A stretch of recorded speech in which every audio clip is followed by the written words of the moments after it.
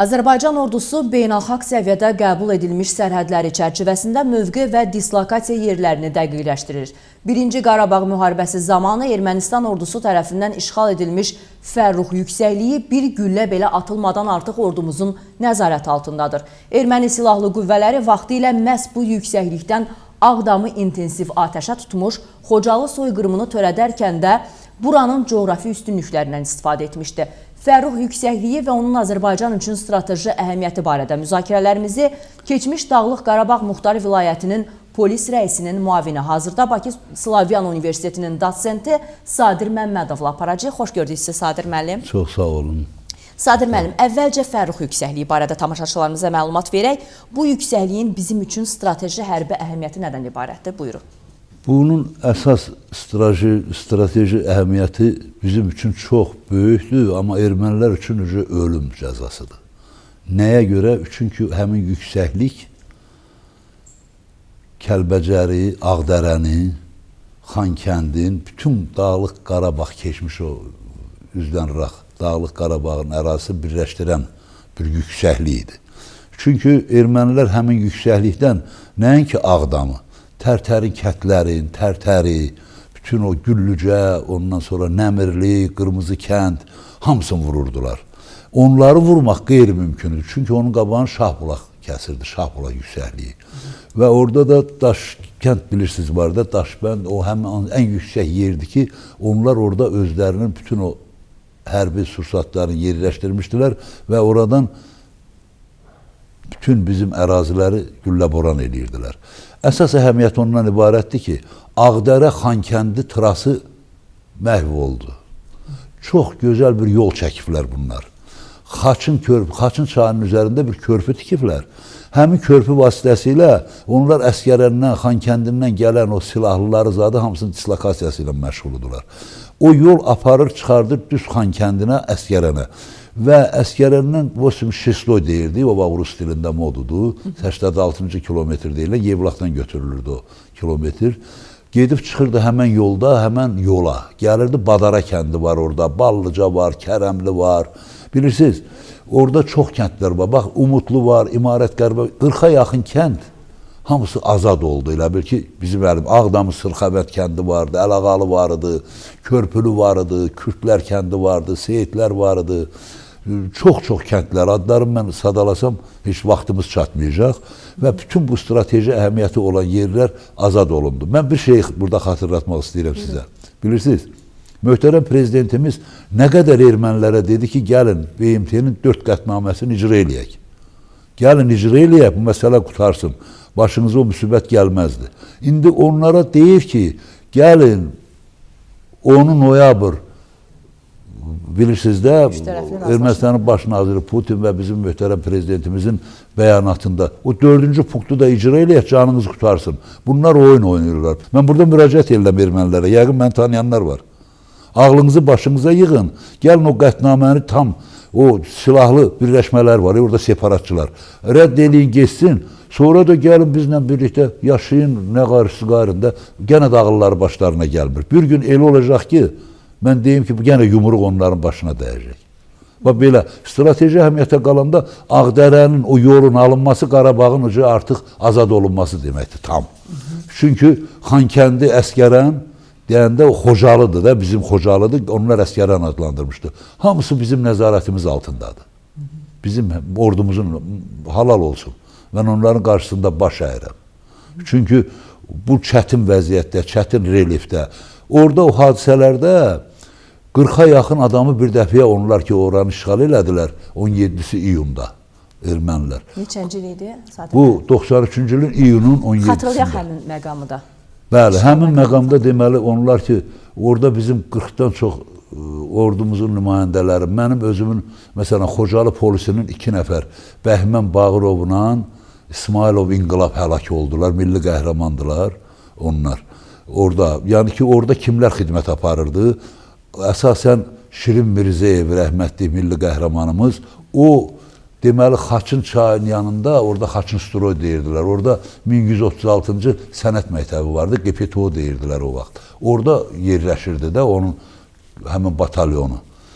Eyni zamanda orada birlikdə xidmət aparırdı Ağdam polisi, əməkdaşları, orada rota var idi, hansı ki alay və Xocalı polisi. Xocalı işğal olandan sonra vermişdilər həmən Ağdamın deməli tabiçiliyində vermişdilər, orada xidmət aparırdılar. Və orada da, indiyə qədər məsələn, Dağlıq Qarabağda 28 nəfər polis əməkdaşım mənim rəhmətə gedib, həlak olubdur həmən döyüşdə. Bax, həmən yüksəklikdir, hansı ki, o alınandan sonra ermənilər tərəfi, 36 gündən sonra, 22 iyul 93-cü ildə Ağdam işğal olundu. Çünki vururdular ağır texnika ilə, artilleriya ilə, silahlar da gəlirdi, Kəlbəcər yolu, Vək yolu var idi, Doşanlıdır, sonra orada Taxta Körpü deyilən yer var, Əlağalı var, sonra orada Sırxəmət vardı, mənim polis bölməm var idi, hansı ki, orada ictimai asayişi qor, Narışlar, Balaca Zülfüqarlı dərəsi, Kəlbəcərin, hamısı nəzarət altındadır, həmən yüksəklikdən. Həmin yüksəklikdən nəzarət altındadır. Sadir müəllim, ermənilər Fərrux yüksəkliyini itirməklə nələrdən məhrum oldular? Ermənilər Fərrux yüksəkliyini itirməkdə əsasən təxribatlardan məhrum oldular, təxribat törədə bilməyəcəklər. O içəridəki separatçı qruplar hərəkət eləyə bilməyəcəklər. Çünki bəli, silahlanma eləyə bilməyəcəklər. Axı onlar hərəkət eləyirdilər daxildəki yollarla. Eyni zamanda Ağdərə, Xankənd trası ki var, həmin tras təkcə elə ondan ibarət deyil ki, dedim bayaq sizə ki, Əskərəndən bir tras çıxırdı ora, Talış kəndindən biri çıxırdı ora, aşağıdan gələndə həmən Əlağalı, Xaçınustroy tərəfdən bir yol çıxırdı. Bax, bütün bunların hamısı, özdə onlar o qədər azğınlaşmışdı ki, Ağdamın kətləri də onlara deməli işğalda qalmışdı da. O azad olunmaqla Ağdamın o hissədə olan şimal-qərb hissəsi gedir də, kətlərimiz hamısı azad oldu. Bilirsiniz ki, bu saatlar Xaçınbəddə nə cür işlərimiz gedir, Şahbulaq arxayındır, hər şey arxayındır. Onlar o təhlükə törədirdi orada.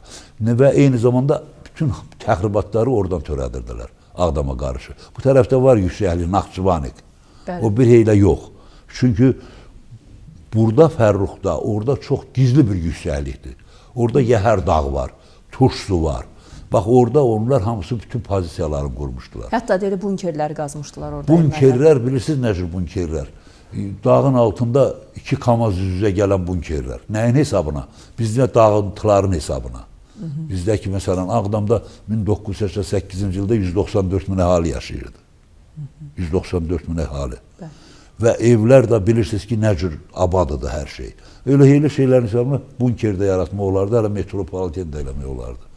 Ümumiyyətcə, ermənilər ömrü boyu təxribatla məşğul olublar. Bax, yadınızdadır, mən sizə bir yaddaşlıq edeyim də. 394-ə yaxın terror hadisəsi törədib ermənilər. Bakı metropolitində törətdilər, Tbilisi-Bakı avtobusunda törətdilər, Dağıstandan gələn Moskva-Bakı qatarında, hava limanında, yadınızdadır mı? Hava su hövzəsində törətdilər, Aktau, Türkmenbaşı paromda, bütün bunlar təkcə orada törətmirdilər, hər yerdə. Tarixə də yenə geçsək... Adları ilə yanaşı çəkir zaten terror aktları. Bax, bütün bunlar hamısı, orada da onlar ancaq o yüksəkliyi almaqla biz arxayın artıq onlara xəbərdarlıq edirik ki, bəyannamənin tələbləri yerinə yetirin, gəlin, insan balası kimi yaşayın. Yox, çəkilmişsiniz bu uydurma iddialarınızdan. Bax, bu cür iddialarla, inatkarlıqla, o Sərkisyan, Kaçaryan, onlar, bilirsiniz, korrupsionerlərdir, heç mafiyada duyurlar, korrupsioner. Onlar qorxurlar, bilirsiniz nədən? Məsələ həll olandan sonra onları korrupsiyaya görə gətirib tapros eləyəcəklər. Hələ o Xocalı soyqırımına görə, yox, o birisinə görə. Ona görə də onlar, qoy, ermənilər başa düşsün. Başa düşsün ki, o qətnamə, bəyannamə yerinə yetirilməlidir. Vladimir Putin özü demişdi də, əgər onlar eləməsə onların intiharıdır. Artıq biz tam azad surətdə Ağdamla, orada həmin ki Azərbaycan kətləri var, o kətlər yenir də Kəlbəcərdən gəlir Zübəri, Zülfüqarlı dərəsinə qədər də və o yollara nəzarət elədik və artıq tam azad hərəkət elədik. Bir, Ağdərə, Xankəndi yolu tam bizim nəzarətimizə keçdi.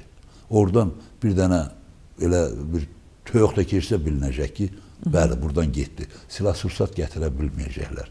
Həmən dediyimiz təxribatları törətməyə heç bir hazırlıq görə bilməyəcəklər. Və orada onların o hazırladığı bunkerlər ələ keçir. Artıq orada hərəkət eləyə bilməyəcəklər. Və eyni zamanda əsgərənin artıq biz tərəfdə o Xocalının bizim tam nəzarətimizdə olmasına kömək elədi. Nəyə görə? Çünki həmən tras gəlib çıxırdı 86-cı kilometrdə ilə Xocalıya əsgərəni keçəndə qala var. Keçəndə sağda 86-cı kilometr aparıb çıxardı. Badara, Ballıca ermənilərin daima hərbi sursat skladları olubdur. Meşənin içidir.